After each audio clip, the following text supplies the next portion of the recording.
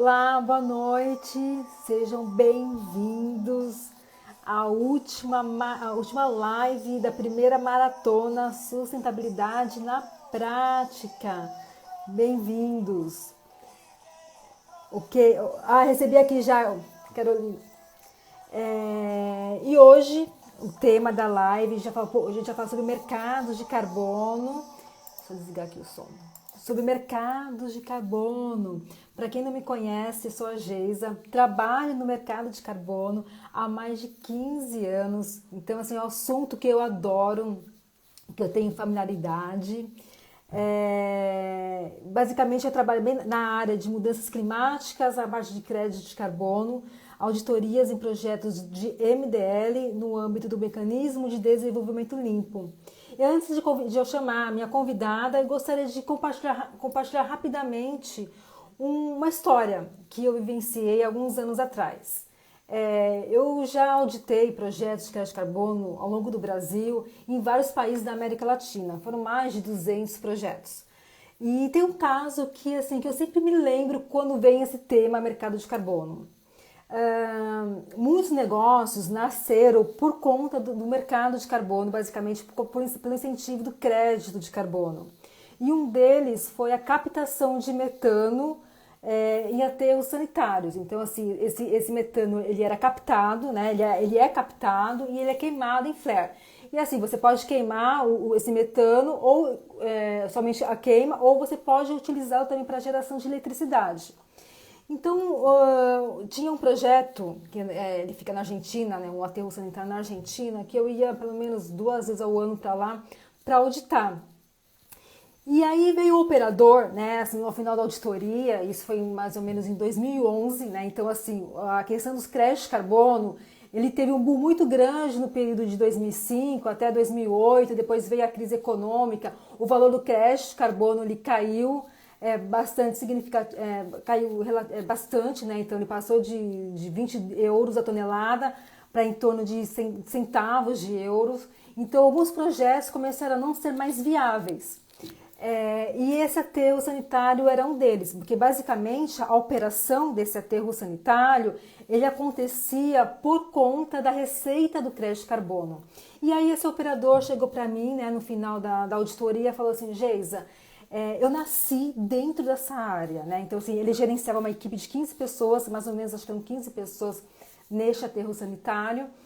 E, assim, e aí ele disse assim, estou ouvindo ruídos, né? Que o mercado de carbono vai morrer. Então, o que vai ser da minha vida, né? O que vai ser do meu emprego? E eu só escutei, até porque, assim, não tinha certeza do que iria acontecer, né?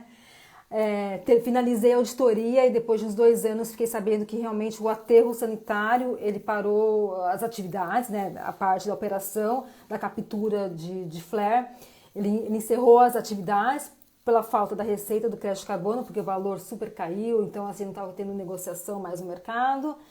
E eu não fiquei sabendo mais eu não fiquei sabendo o que aconteceu com essa equipe. Mas o porquê que eu estou contando isso? Eu estou contando isso por 2 motivos.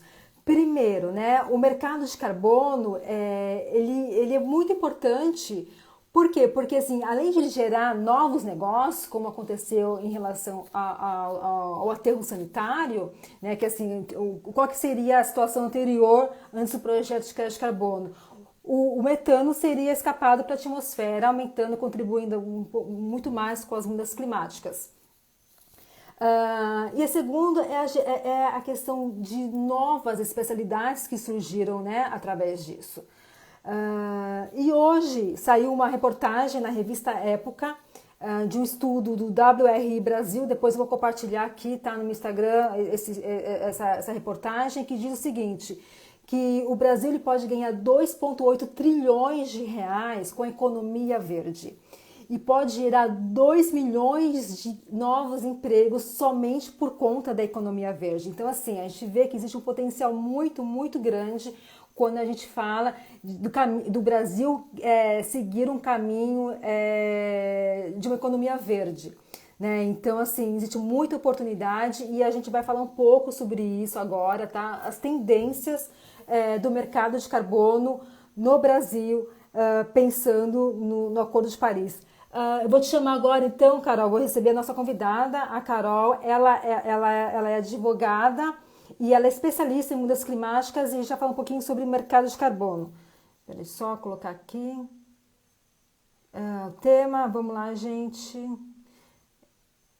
Carol, vou te chamar. Tá pronta? Pronto. Gente, tá tudo bem a audição aí? Tá. Deixar aqui salvo. Oi, Carol. Olá, Tudo tudo bem? bem? Obrigada por ter aceito o convite de compartilhar um pouco do seu conhecimento na área de mercado, no mercado de carbono. Boa noite. Imagina. Boa noite, obrigada você pelo convite. Estou muito feliz aqui de poder compartilhar o que eu sei sobre esse tema. Obrigada mesmo. Até fiz uma pequena introdução, né, sobre um pouco, né, da minha experiência com o mercado de carbono, que assim, a gente veio de um boom no passado, né, Carol? Que assim, só se falava em crédito de carbono, o valor da tonelada, né, era significativo, então era significativo, então viabilizou muitos projetos, né, novas tecnologias, novas profissões, e aí depois a gente veio uma decrescente, né? Por conta da crise econômica e outros fatores também. E aí veio a questão do Acordo de Paris, que seria uma das questões era vai renovar ou não vai renovar, né, no caso, o mercado de carbono pensando no MDL. E aí, assim, para conceituar, o que seria basicamente o Acordo de Paris? Certo. Bom, acordo de... Desculpa, só um minutinho, eu acabei aqui pulando uma perguntinha. Carol, me desculpa, se pudesse apresentar, falar um pouquinho sobre você. Ah, tá bom. Até acho que para vocês entenderem de onde eu falo, né? Porque eu sou Exatamente. advogada e então, assim, até gerenciar expectativas das pessoas. Eu não sou economista, eu não sou bióloga, eu não sou, assim, especialista em fazer projeto de crédito de carbono, eu sou advogada, especializada, como você falou, né, nessa área de direito das mudanças climáticas. E assim, realmente, então, falando muito rapidamente da minha Uhum, trajetória, eu comecei com o direito ambiental, né, como esse grande ramo aí, que tem dentro umas uhum, das suas vertentes, talvez mais recentes, o direito das mudanças climáticas. E eu encontrei aqui nesse ramo, acho que me encontrei, fui picada pelo bichinho das mudanças é climáticas.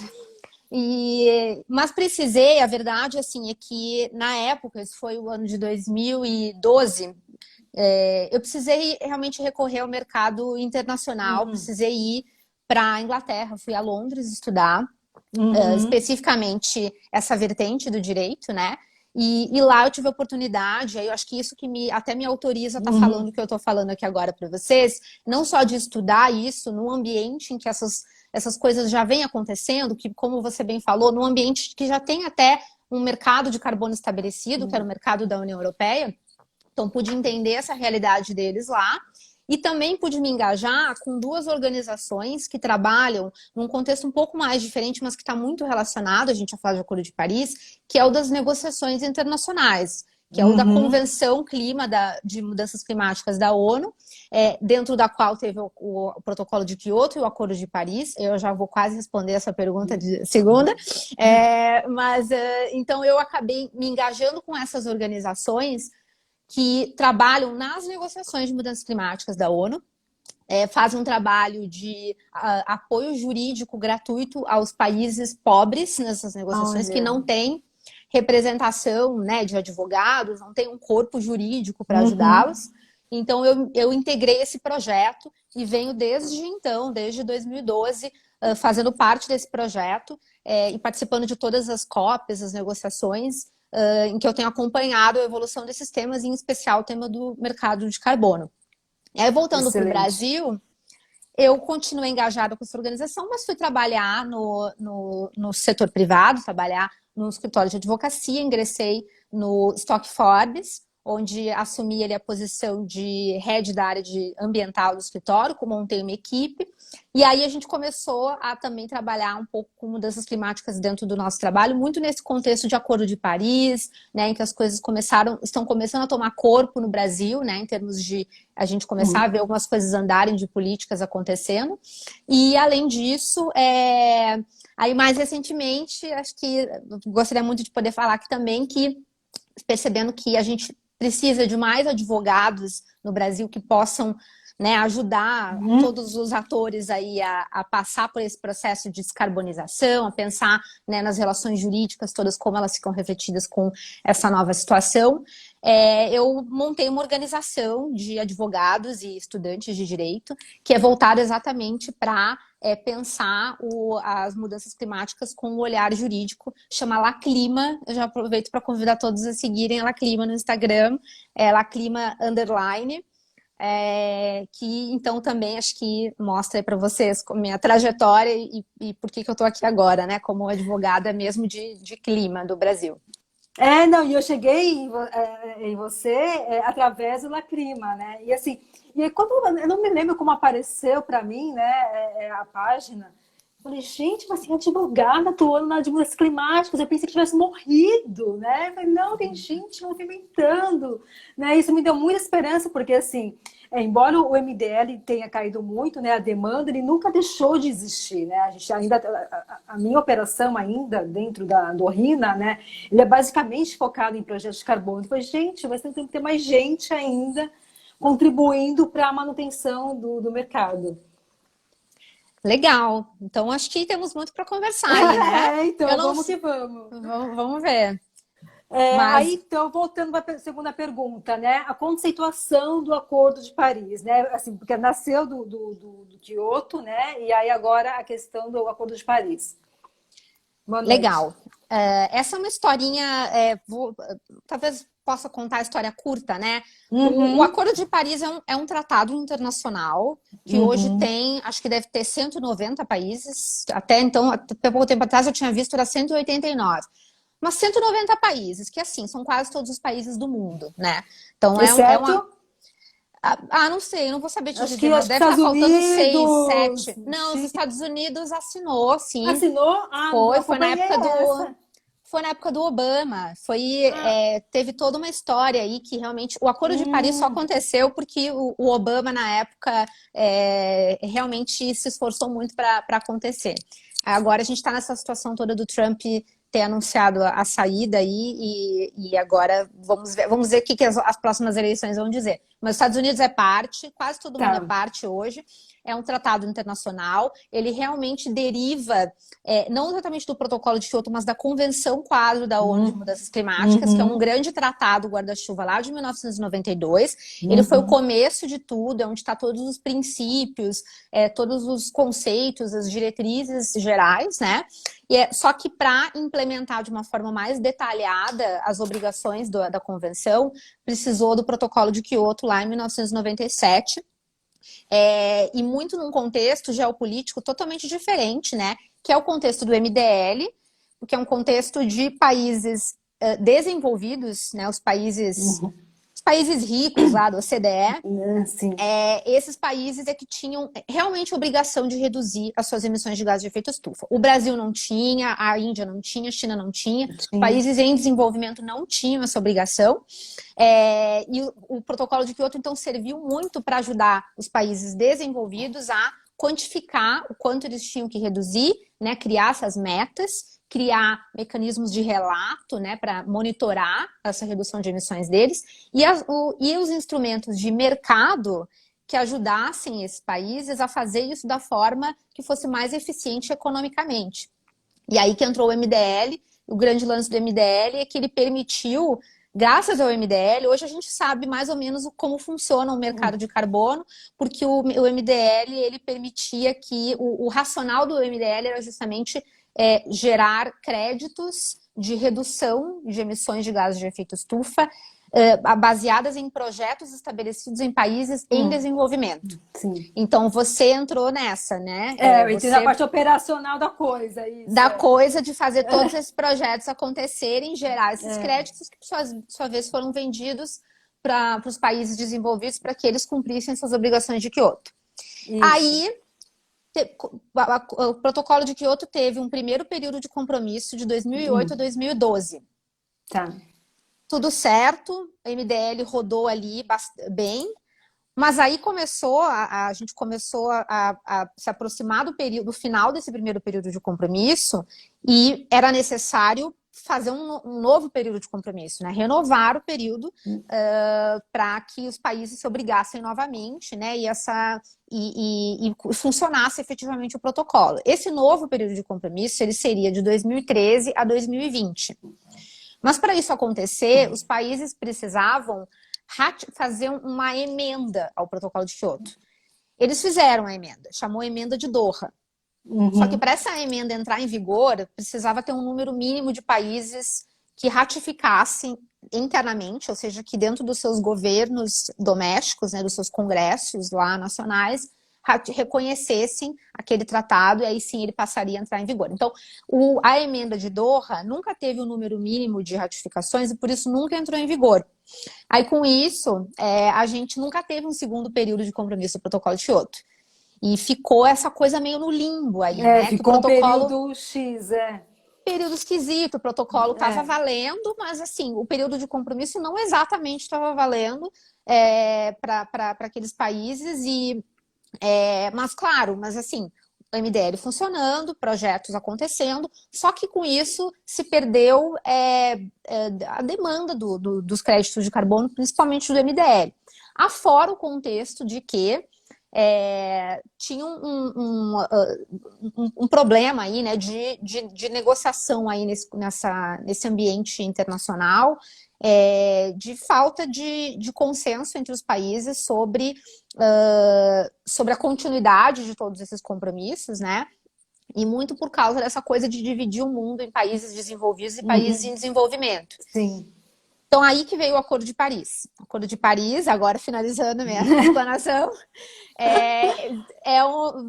veio para ser um acordo para trazer todos os países com obrigações, países desenvolvidos e em desenvolvimento, igualmente tendo compromissos de reduzir as suas emissões de gás de efeito estufa.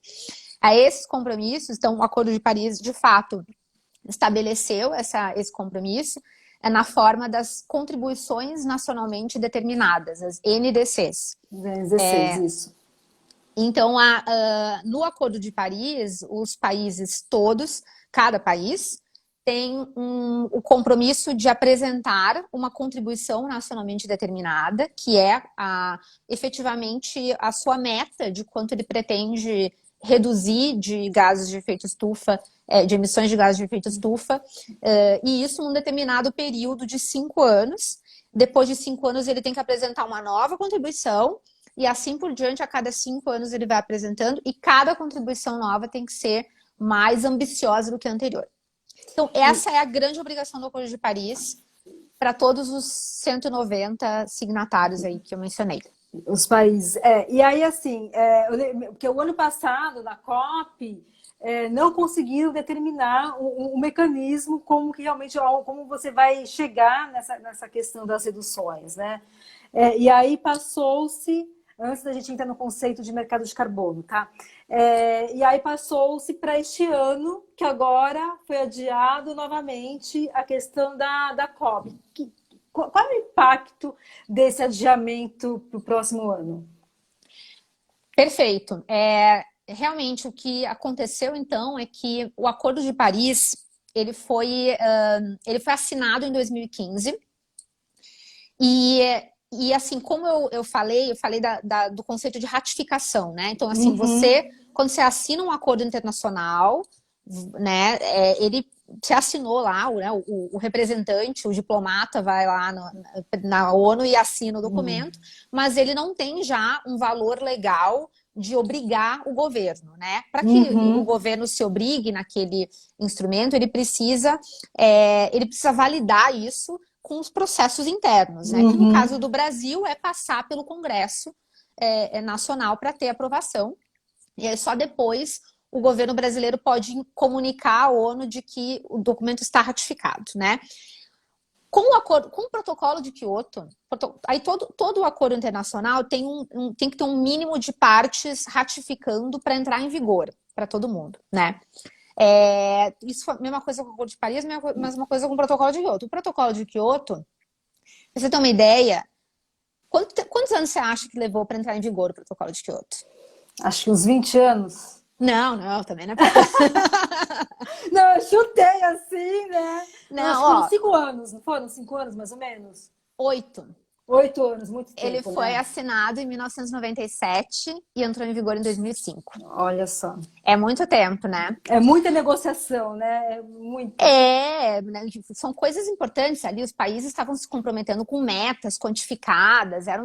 Foi muito robusto aquilo. Mas o Acordo de Paris, que tem esses compromissos um pouco mais até com caráter até aparentemente voluntário, porque é nacionalmente determinado, né? Uhum. Foi muito mais fácil esse processo. O acordo entrou em vigor em menos de um ano. Em menos de um ano ele tinha atingido o mínimo de partes ratificando. Então, ele entrou em vigor muito rápido. Não deu tempo de estruturar nada para fazer ele funcionar. Precisava criar todos os órgãos, os comitês, as regras de procedimento, de como as coisas vão funcionar. Ele é muito uma casca, assim, ele não diz exatamente como as coisas vão acontecer. Ele dá comandos gerais, assim como uma política, né? A política nacional de mudanças climáticas que cria órgãos, cria planos, né? Que depois precisam ser regulamentados. A mesma coisa com o Acordo de Paris. Então, de 2015 para cá, de 2016 para cá, na verdade, quando ele entrou em vigor, esse tempo todo a gente teve criando o tal do livro de regras do Acordo de Paris, que é justamente todas as condições para que ele pudesse operar, tá? Esse livro de regras, ele deveria ter terminado em 2018, em Katowice, e ele terminou com relação a quase tudo, menos o que você falou agora, que é os mercados de carbono. Os mercados de carbono, isso. Por que será, né? Que é uma coisa muito simples mesmo de resolver. Ainda mais quando você quer fazer um mercado global para 196 países participarem, né? É uma coisa realmente muito gigantesca. Então, os mercados de carbono é a única parte do Acordo de Paris que ainda não está regulamentada. Era para ter sido em Katowice em 2018, era para ter sido em Madrid no ano passado, era para ter sido em Glasgow agora esse ano, e ficou para o ano que vem. Gente, assim, é um pânico, né? O que vai acontecer? É uma coisa, tá todo mundo desesperado, querendo ver esse mercado funcionar, mas assim, não dá, porque realmente é muito complexo você criar essas regras, né, nesse nível global que se apliquem para todo mundo, né, e criar um sistema que seja capaz de fazer o que você faz, que é tipo mensurar, verificar, se certificar de que realmente, né, foi reduzida uma emissão aqui, e aí você pode compensar lá. Então, isso tudo é muito difícil de você simplesmente criar essas regras num contexto de negociação, que são são esses 190 países sentados numa sala e todo mundo tem que concordar. Você sabe que o processo de negociação tem que ter consenso em todas as decisões. Olha, tem que ter 190 países concordando em consenso. Ninguém não pode ter dissidências, não pode ter divergências. Aí tem que ter consenso. Aí você entende por que não saiu o acordo ainda, porque, né? Então, realmente, assim, é algo que faz sentido que a gente esteja nessa situação. Claro que não é desejável, mas tem que balancear as coisas, né? Que assim, a gente tem urgência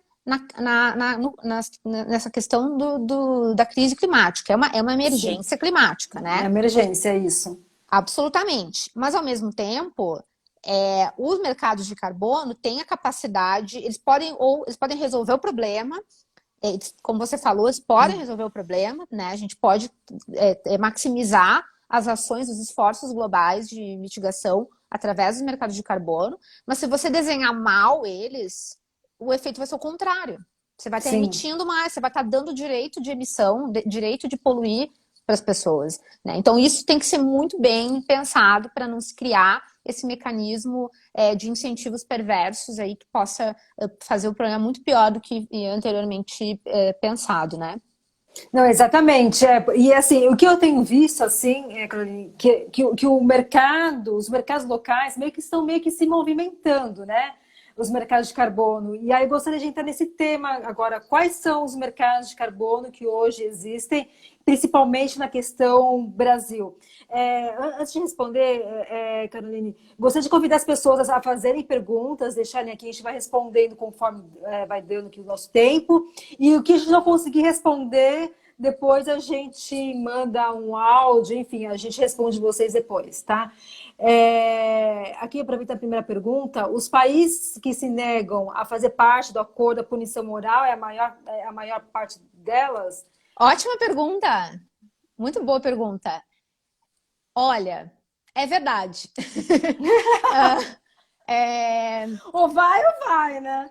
Então, é muito interessante a tua pergunta. Realmente, assim, o que acontece? A questão dos tratados internacionais, né? Eles têm um limite do que você pode cobrar, né, dentro de um tratado internacional. Os países, eles se vinculam voluntariamente a um acordo. Eles não são obrigados a entrar no Acordo de Paris. Eles assinam o Acordo de Paris se quiserem, né?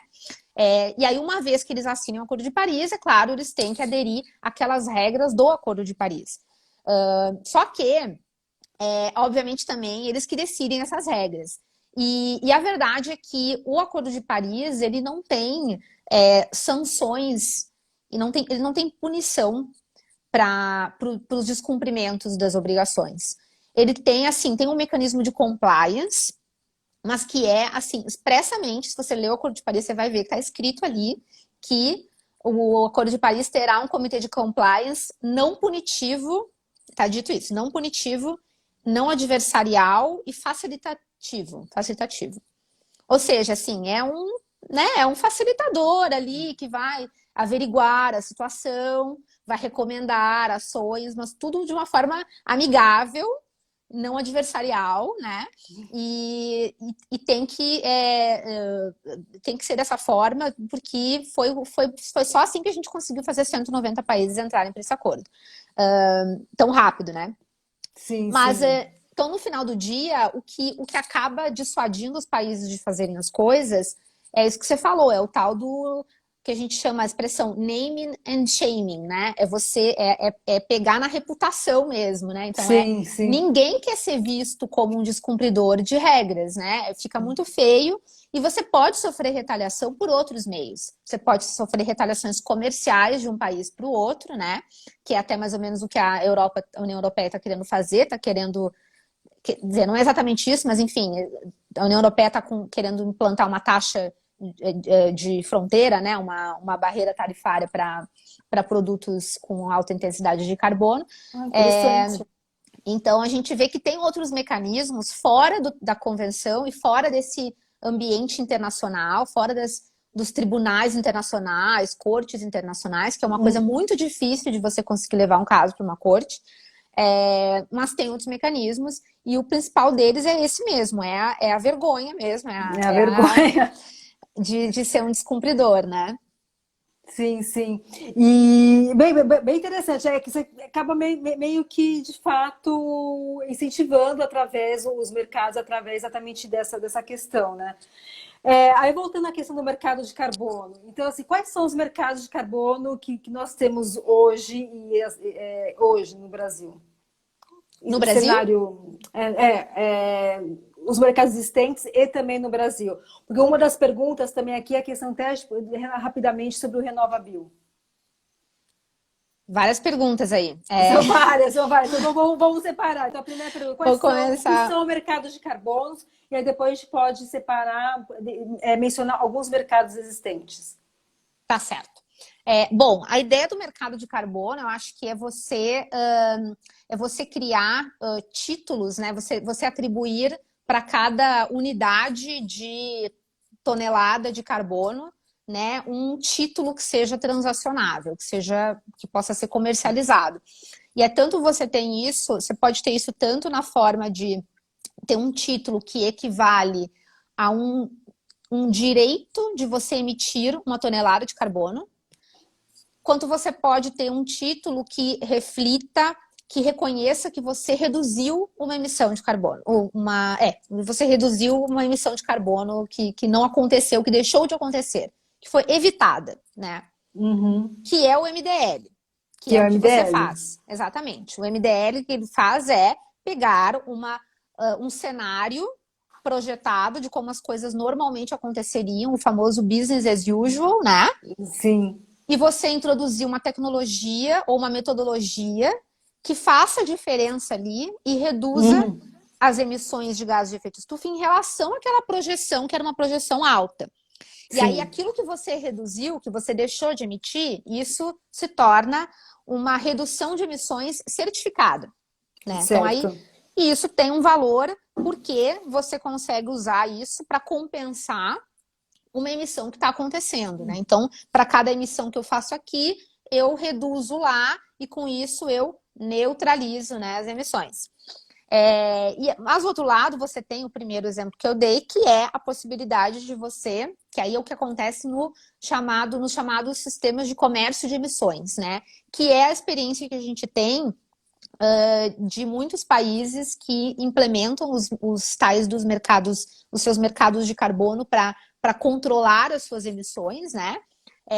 Num sistema que tem também um outro termo bem conhecido, que é cap and trade, né? Então, nesse contexto, o que acontece é o governo estabelece uma... Surgiu uma visitante, dá licença, filha. Fazendo ao vivo, né, Carol? Ao vivo. Tá bom. Desculpa, Carol. Imagina. Então, nesse tipo de mercado que a gente tem é o governo estabelecendo uma cota, um limite de emissões de gases de efeito estufa que aquele determinado setor vai poder emitir, né, por um determinado período. E essa cota é transformada em direitos de emissão, né? Então, isso é distribuído ou é disponível para o mercado através de cotas de direitos de emissão. Desculpa, Lara, por favor, filhinha. Fala, desculpa. É ao vivo, gente. Vamos. Vai lá com o papai, isso. Desculpa, Carol.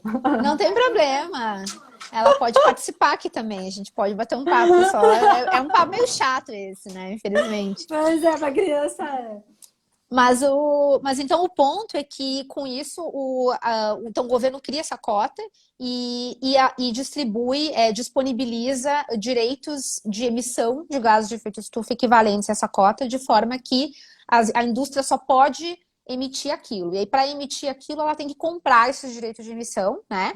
Ou ela pode até ganhar eles, ou ela ganha parte deles e eventualmente compra o restante do governo. E nesse contexto se estabelece um mercado porque algumas empresas elas vão precisar de mais cotas do que outras, né? Algumas vão ser mais eficientes e vão ter cotas sobrando e aí vão justamente comercializar essas cotas com as que tenham déficit de cotas para cumprir com aquilo que elas normalmente emitem, né? Então, aí se estabelece um comércio de emissões. Então, essas são as duas, acho que grandes variações. Aí tem outras que eu não vou entrar tanto no detalhe, mas essas são as grandes variações. E o RenovaBio, ele é diferente disso, assim. Até é uma conversa que acho que é bom que a gente tenha em algum momento, né? Para todo mundo entender o que ele é, mas ele não é exatamente nenhuma coisa nem outra, assim, nem né? outra.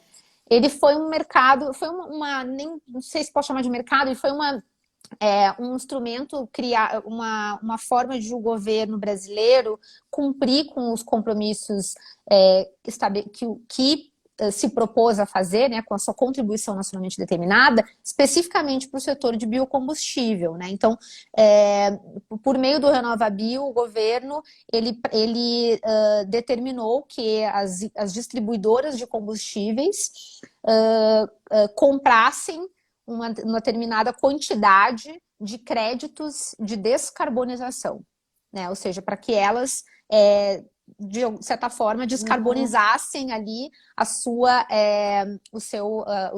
atuação.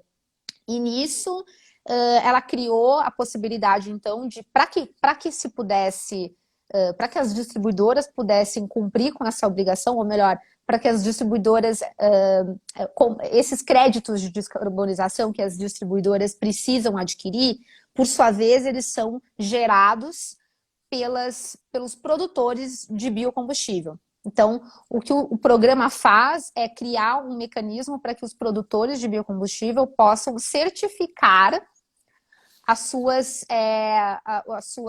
produção, né? Sim, demonstrar que a sua produção é mais limpa, então eles têm que cumprir alguns requisitos, e aí, em fazendo isso, eles demonstram que a produção é mais limpa e emitem certificados correspondentes disso, e esses certificados são adquiridos pelos distribuidores de biocombustível para cumprir essa obrigação. Então, é uma mistura de várias coisas aí, eu não sei nem definir, eu não vou tentar definir, acho que está todo mundo tentando entender ainda, né? Mas é um mecanismo super interessante, claro, deve ser bem eficiente aí para endereçar essa questão. Mas, claro, tem algumas coisas a serem entendidas melhor sobre, né, a natureza desses títulos, de que forma que eles podem circular aí no mercado, né? Acho que essas coisas ainda não estão tão claras. Mesmo. Exato. E assim, só lembrando que todos esses processos, né, mencionados pela Carol, passam sempre por um processo de auditoria, onde realmente é confirmado as reduções de emissão, enfim, né, até para realmente é certificável por uma empresa externa. E aí, eu tenho aqui uma pergunta da Nelly, que ela pergunta assim, da Nelly, ela trabalha no Ministério do Meio Ambiente, a gente já chegou a conversar. Você acredita que seria bom para o Brasil ter um mercado regulado, cap trade? Qual que é a sua opinião? Você acha que seria bom para o Brasil?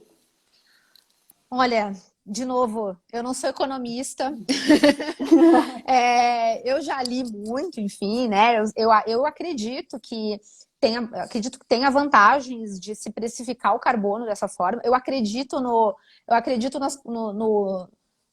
PMR, né? No programa do Banco Mundial aí junto com o Ministério da Economia, que está fazendo as análises de precificação de carbono no Brasil. Eu sei que tem muita gente competente trabalhando nisso. Então, lá está se chegando a essa conclusão de que ter um mercado de cap and trade, especificamente para o setor da indústria, nesse momento, no primeiro momento, né, é uma forma mais eficiente de precificar o carbono no Brasil.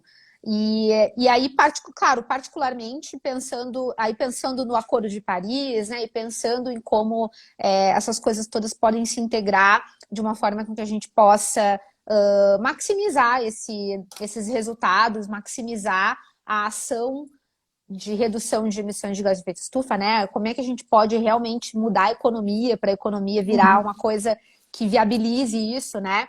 Me parece que os mercados são uma forma de fazer isso, né? A questão do mercado de cap and trade é que ele gerencia, como eu disse, uma cota de emissão, né? Então, de emissões ali de um determinado setor, né? Então, você não está exatamente reduzindo emissões diretamente através do mercado. Você está gerenciando, controlando uma cota de uma quantidade de emissões que você já espera que vai ter que ter, né? Enquanto que a redução mesmo de emissões precisaria talvez ter outros incentivos. É claro, acho que aí talvez tenha formas de fazer isso dentro do mercado aí de cap and trade que faça com que, enfim, se torne mais barato para as empresas, às vezes, investir em tecnologias, né? Do que ter que comprar o crédito de carbono, e aí com isso você incentiva as empresas a melhorarem a sua gestão de uma forma geral, né, e se descarbonizarem antes do tempo. Então, acho que talvez tenha vários racionais assim, para isso, mas de uma forma geral, eu acredito que é um caminho, assim, é importante para o Brasil começar a ter essa experiência com o comércio de emissões, né? Porque acho que você perguntou que mercados que a gente tem no Brasil, né? Sim, no Brasil, isso. Então, a gente até então não tinha nada disso no Brasil, né? As experiências que a gente tinha de mercado de carbono no Brasil era o MDL, que não que nem é um mercado nacional, é um mercado da ONU, né? Que o Brasil, ele simplesmente era um gerador de créditos. E aí você tinha os mercados, o mercado voluntário, né? Que é também na mesma linha do MDL, de se fazer projetos que gerem, que reduzam emissões, e essa redução de emissões é certificada e tal. Existe também esse mercado voluntário, que é para todos esses atores aí que não estão sujeitos a nenhum regulamento, nenhuma obrigação. Então, essencialmente, as empresas do Brasil, as empresas brasileiras, né, não têm aqui hoje nenhuma obrigação de reduzir as suas emissões de gases de efeito estufa. Logo, se elas quiserem fazer isso, elas vão fazer isso de uma forma voluntária, e aí, então elas podem, inclusive, buscar créditos no mercado que permitam com que elas compensem as suas emissões, né? Então, um mercado voluntário para isso, para que as empresas busquem neutralizar suas emissões, já existe há um bom tempo, né? Se desenvolveu em paralelo com o MDL, o Protocolo de Quioto, e ainda existe. Então, é essa experiência que o Brasil tem com o mercado de carbono. Agora tem o RenovaBio. Sim, o E RenovaBio agora é um instrumento de mercado, de certa forma também, né, que cria, como eu disse, também um título transacionável aí, que tem essa representatividade de equivaler a 1 tonelada de carbono, né? E agora a gente tem essa conversa sobre se criar um mercado de cap and trade para, a princípio, inicialmente o setor industrial, com base nesse grande projeto de estudo de especificação de carbono no Brasil. Além disso, a gente vai ter o que quer que venha do Acordo de Paris, das negociações de mercado de carbono que vão acontecer no ano que vem em Glasgow, e que vão determinar aí possíveis 2 novos mecanismos que podem, o Brasil vai poder participar também. E assim, que mecanismo que seria basicamente esse? É esse que vai ser a transição, né? Que até aqui a pergunta do Francisco. É esse mecanismo que vai ser a transição do MDL para as NDCs nos projetos do Brasil? Acho que é MDL para MDS, provavelmente, que ele quis dizer, né? Porque eu até não vi a pergunta, mas essa é uma discussão, sim, porque a gente tem 2 grandes mecanismos aí do Acordo de Paris, do artigo 6º. Eu falei de cap and trade, Sim. né, cap and trade nacional, mas existe um mecanismo do artigo 6º do Acordo de Paris que seria como um grande, eu não vou dizer cap and trade, mas de certa forma é como se fosse um grande comércio de emissões global, que os países possam trocar entre si as suas cotas de emissão, né? Então, como se a gente tivesse cada, sei lá, NDC dos países, como se fosse a grande cota de emissões, e eles possam trocar unidades dessas cotas. Então, existe um caminho existe uma negociação acontecendo para se estabelecer um grandíssimo comércio de emissões baseadas nas metas de cada país. E, além disso, existe um mecanismo que é muito parecido com o MDL, na verdade, que é para ser o sucessor do MDL, para ser o novo MDL, que está, inclusive, sendo chamado aí de MDS. Eu não sei se vai ficar esse o nome, mas teoricamente seria um Sustainable Development Mechanism, né? O MDL era Clean Development Mechanism. Então, o mecanismo de desenvolvimento sustentável é para ser o sucessor do MDL. Ele tem a mesma roupagem de ser também baseado em projetos, certificação de redução de emissões, né, metodologias... Mas assim, o esqueleto é MDL, basicamente. Esqueleto, basicamente, do MDL. Tem várias discussões ainda metodológicas, enfim, de quais são os critérios para determinar a linha de base e tal. Então, porque a questão, né, é interessante, assim, o mundo era muito diferente na época do MDL, porque era aquele contexto, né? O projeto do MDL só podia ser desenvolvido no país em desenvolvimento. Sim. Era o país rico fazendo um projeto no país pobre. Agora não tem mais essa lógica. E não tem porque, como eu disse também, porque todos os países agora têm uma meta, que é a NDC. Tem meta. Sim. Que é a NDC. Então, você tem agora um contexto em que enfim, tem que considerar isso nessa nova infraestrutura aí, desse novo mecanismo. Mas, claro, além disso, você tem a situação que eu acho que eu não sei até se não foi a pergunta você disse Francisco, né? Francisco, isso. Mas tem uma grandíssima discussão que é a transição. O que você faz com os créditos do MDL, Pois os é, esse projetos do é o MDL? drama, esse é o drama. É um Isso. drama. E essa, sim, vou dizer que esse é um dos grandes entraves até para a negociação evoluir, porque tem essa Lá nas situação de negociações. transição. Ah, entendi. Sim, sim, é um problema mesmo, porque o Brasil, inclusive, é um país muito interessado em discutir isso de uma forma que permita resguardar esses créditos, trazer esses créditos para dentro do novo mecanismo, né? E enfrenta resistência de muitos outros países. É realmente assim uma discussão muito intensa e que, enfim, não sei como vai ser resolvida. Mas Porque assim, esse é um drama mesmo que a gente, desculpa te cortando, Carol, que a gente vive no dia a dia aqui na parte operacional, porque assim, alguns projetos estão vencendo o seu período, né, de crédito. Renovo ou não renovo, renovo ou não renovo, né? E se renovar, o que vai acontecer? Né? Então, assim, alguns projetos estão deixando de renovar, pela incerteza, e alguns estão renovando, mas não sabem o que vai acontecer, né? Então, assim, e aí a postergação da COP para o ano que vem é mais um cenário obscuro, né? Do que vai verdade, acontecer. verdade. Pois é, realmente assim, essa é uma discussão que a gente supõe que vai terminar em alguma forma, uma solução no meio do caminho, né? Então tem negociações, ou pelo menos aconteceram negociações no final do ano passado, acho que na reta final ali da COP de Madrid, pelo que eu me recordo, eu acompanhei essa negociação na época.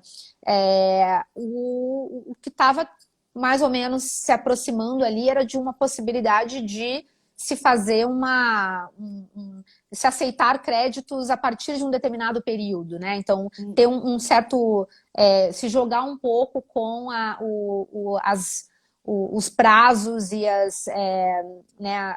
uns períodos de carência aí para se considerar esses créditos, se considerar os projetos que estão no pipeline desde uma determinada data, né?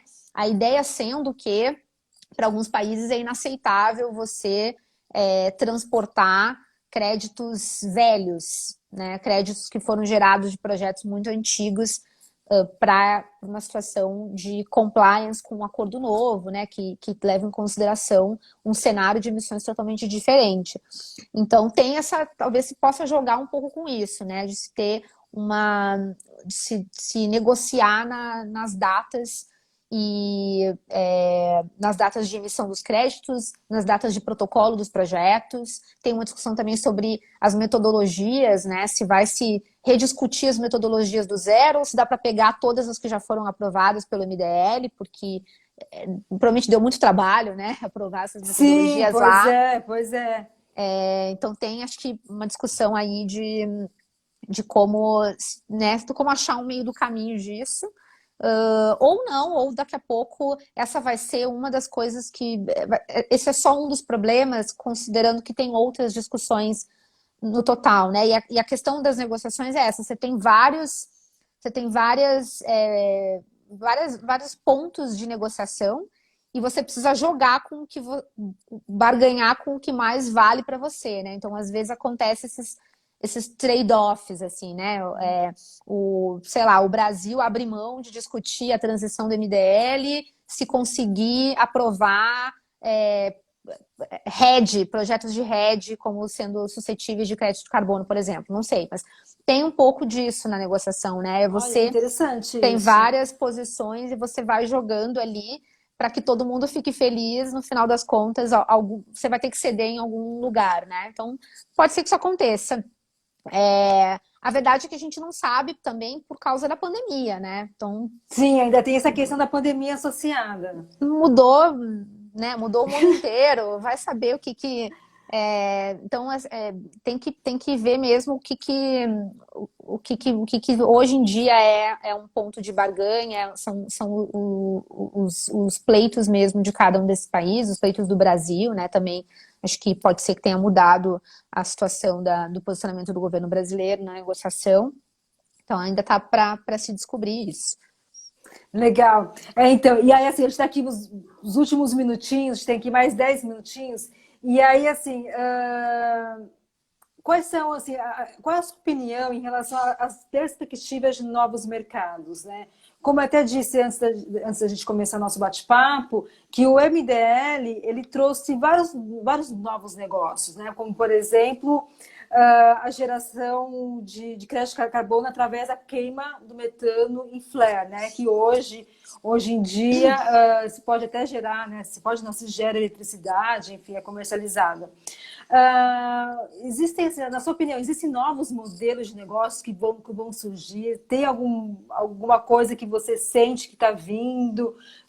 Qual a sua perspectiva em relação a novos modelos de negócio que podem nascer por conta de novos mercados de carbono? Olha, eu não sei, também não é exatamente a minha área assim, de expertise como advogado. O que eu acompanho, o que eu percebo, aí também acompanhando muito o movimento de mercado por trabalhar, né? Para esses clientes, todas essas empresas Sim. que estão aí querendo ser players nesses novos mercados, é perceber que existe uma tendência muito grande de se pensar em mecanismos de financiamento da conservação florestal, né, da recuperação das florestas, principalmente no contexto que a gente está vivendo aqui do Brasil, né, de toda essa preocupação com os incêndios da Amazônia, com o desmatamento da Amazônia, e também, por outro lado, as possibilidades aí de se também encontrar nos créditos de carbono uma forma de financiar alternativas de se fazer uma agricultura de baixo carbono, né? Uma agricultura mais de menor impacto de carbono. E isso, entendo que essas conversas, inclusive, estão acontecendo, né? Existem algumas propostas aí, inclusive no próprio contexto, até o próprio governo federal, acho que está trabalhando bastante com isso na frente dos pagamentos por serviços ambientais, né? Eu confesso que eu não sei exatamente como está esse framework, mas eu entendo que esse seja um possível novo negócio, né? O conceito de soluções baseadas na natureza, né? Também acho que é muito interessante, porque a gente tem aqui no Brasil, imagina, a gente tem ativos ambientais que são únicos nossos, né? A gente tem a capacidade de gerar realmente riqueza da nossa biodiversidade, da nossa dos ativos ambientais que a gente tem aqui, que são abundantes, né? E então, eventualmente, também você consegue trabalhar com isso e criar um crédito de carbono que tenha o DNA do Brasil, assim, né? Que seja nosso, que seja a nossa cara, que seja o nosso selo, né? O nosso gold standard aí né, de bons créditos de carbono, né? Então, quem sabe a gente não se esforça para pensar isso, como a gente cria um crédito de carbono bulletproof, assim, que seja muito, com integridade mesmo, e tem que ter realmente um trabalho para provar para todo mundo que isso é algo adicional, né? Tem que ser algo que realmente né, que a gente tem que financiar, o crédito de carbono, ele transformar em crédito de carbono tem que fazer sentido econômico e fazer sentido ambiental também, né? Como eu disse antes, não dá para você financiar, dar direito de poluir para o mercado, né? Então tem que ter esse racional muito claro. Mas eu tenho certeza de que aqui a gente tem, no Brasil, muitas cabeças geniais aí, pensantes já desenvolvendo isso. A gente está percebendo esses esforços acontecerem, né? Acho que o Renova Bio foi também Nossa, uma foi tentativa. Assim, algo relâmpago, né? Nossa. Então acho que é isso, pegar esses talentos todos e colocar todo mundo dedicado a criar um crédito de carbono brasileiro que seja bonito de vender lá fora mesmo, né?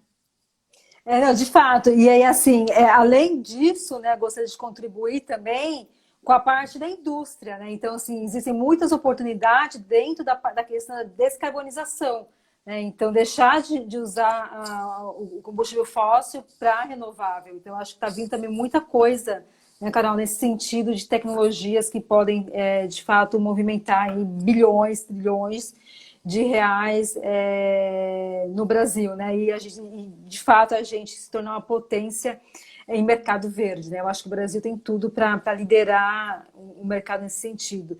E aí, assim, só para finalizar, né, que nossa live já está nos últimos segundos, nos últimos 3 minutinhos, qual é a sua perspectiva, a sua opinião, o seu feeling? Eu sei que a gente não tem nada certo ainda, do que vai acontecer. A Copa do ano que vem, será que sai finalmente alguma decisão, né, do que vai acontecer? Né? Existe algum sinal do que pode vir a acontecer? Olha, eu acredito que sai sim, primeiro porque está acontecendo na Europa, em especial no Reino Unido, né, que tem uma agenda aí provavelmente bem ambiciosa de querer fazer o mercado de carbono dar certo e se beneficiar desse mercado de carbono, né? A gente vê que o Reino Unido é um player super importante que tem, inclusive, aqui mesmo no Brasil, se engajado em participar de financiamentos verdes, né? E fomentado essa agenda de financiamento verde no Brasil. Ele tem feito isso, acho que com outros países parceiros em desenvolvimento pelo mundo. Então, acho que tem ali dentro desse governo, até muito pelo contexto do Brexit, né? Acho que eles têm aí um apetite grande de ter uma liderança nisso e de querer entregar depois para o mundo, né, como eles conseguiram fazer dar certo e o mercado de carbono, né, a grande decisão que implementou o mercado de carbono, aí vai chamar de decisão de Glasgow Decision, vai ter todo um negócio assim, né, então acho que tem muito, esse é um grande incentivo, né, representar esse marco histórico aí de ter essa decisão e também está num lugar em que o ambiente é muito propício para isso, porque, como eu disse, a União Europeia foi pioneira nos mercados de carbono, fez um grandíssimo, belíssimo mercado de cap and trade que até hoje é super Sim. sofisticado e funciona muito bem. Então, realmente acho que esse é um ambiente para essas conversas acontecerem e acho que eles vão se esforçar muito para entregar, né? Não vão desistir ali, eles são, né, muito, acho que, diplomáticos e capazes. Então, confio muito que eles vão ter essa liderança para fazer acontecer e aí a gente vai ter uma decisão que pelo menos vai ser um começo, né? Vai dar acho que um sinal para o mercado de que temos agora um mercado implantado, talvez assim as regras não estejam 100% fechadas naquele momento, mas pelo menos você vai ter um plano de ação, né, com as bases para que isso continue sendo implementado. Aí você vai ter que fazer outras várias reuniões, né, vai acontecer aí em 2022 a gente vai ter umas 3 COPs, mas a gente vai pelo menos ter uma trajetória, né, Norte, iniciada. né? Um norte, porque hoje a gente não tem nem isso. Hoje não tem, Nossa, hoje tem a nada. deriva, né? Então, em Glasgow, acho que vai ter um começo aí, um documento para dar início a esse processo. Ah, bacana, não, ótimo. Assim, estou ansiosíssima, né, para o que vai acontecer. Nós, assim, né? E eu agradeço muito o seu tempo em compartilhar um pouco sobre o que está acontecendo, né, o que aconteceu nos mercados de carbono. Eu acredito, de fato, que o mercado de carbono é o melhor meio para alavancar a economia do Brasil. Assim, é minha visão romântica, né? Vamos ver, né, o que vai acontecer. Obrigada mais uma vez. Obrigada a você pelo convite, obrigada a todos aí que assistiram e estou à disposição se alguém quiser conversar e tirar dúvidas aí depois. Obrigada. Gente, eu vou deixar a live salva. Quem não conseguiu assistir a live inteira tem aqui. E depois, quem quiser entrar em contato direto com a Carol, qualquer coisa, assim, quem não conseguir acesso, me avisa que eu passo. Obrigada. Um grande beijo. Obrigada, beijo. Tchau, tchau. Tchau.